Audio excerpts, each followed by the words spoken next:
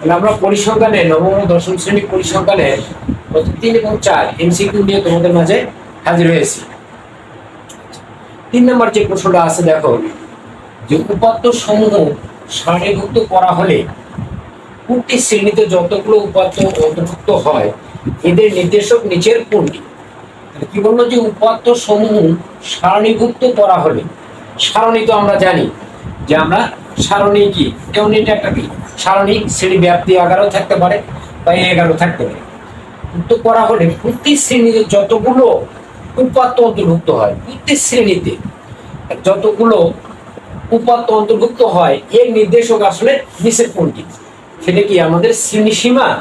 না, শ্রেণীসীমা তো কখনই আমাদের হবে না।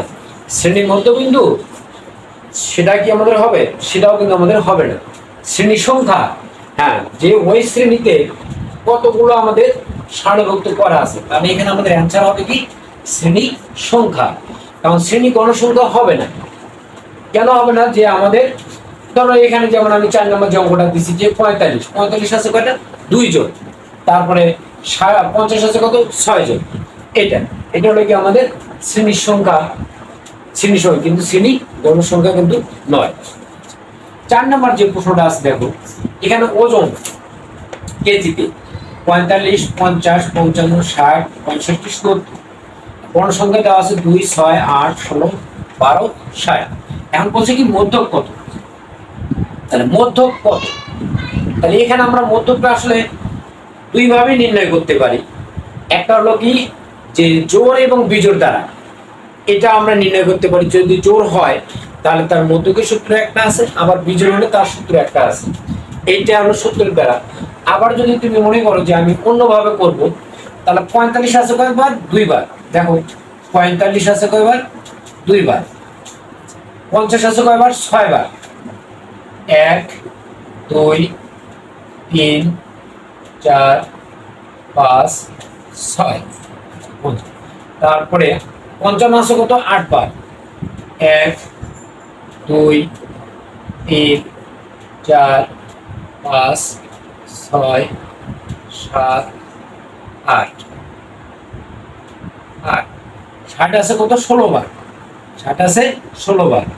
1, 2, 3, 4, 5, 6, 7, 8, 9, 10, 11, 12, 13, 14, 15, 16। 65 আছে কত? 12 বার। 1, 2, 3, 4, 5, 6, 7, 8, 9, 10, 11, 12। 65 আছে 12 বার। 70 আছে কত? 6 বার।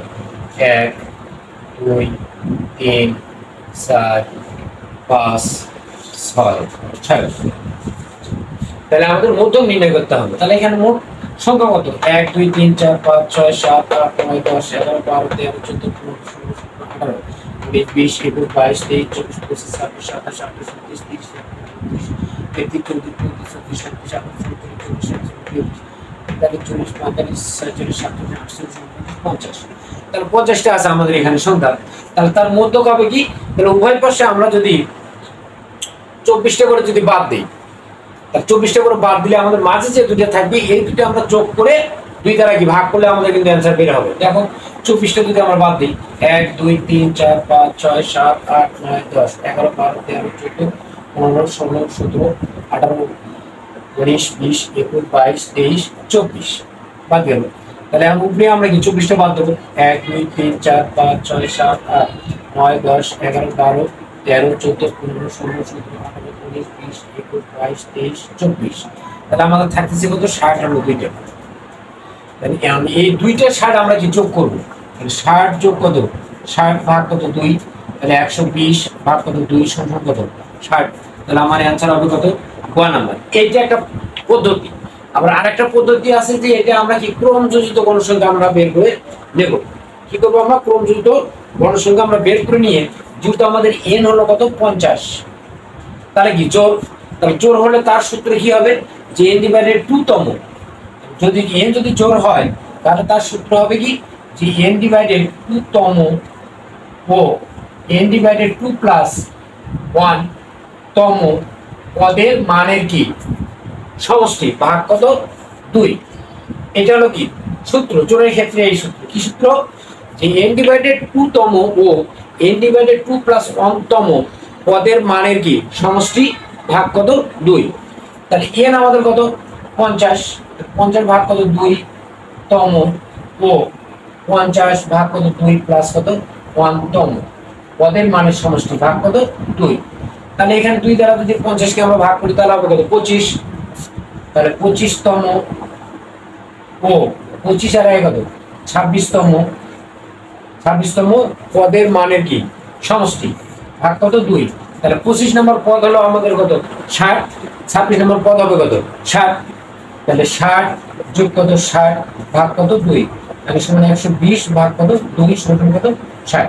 তাহলে আমরা সূত্র দ্বারা আমরা করতে পারি, আবার যদি তোমরা অনেকেই না বোঝো তাহলে এইভাবেও কিন্তু আমরা করতে পারি। এইভাবে করলে তোমাদের সময়টা কি বেশি লাগবে, তোমরা অবশ্যই কি সূত্রের সাহায্যে কিন্তু অঙ্কটা করবে। ধন্যবাদ।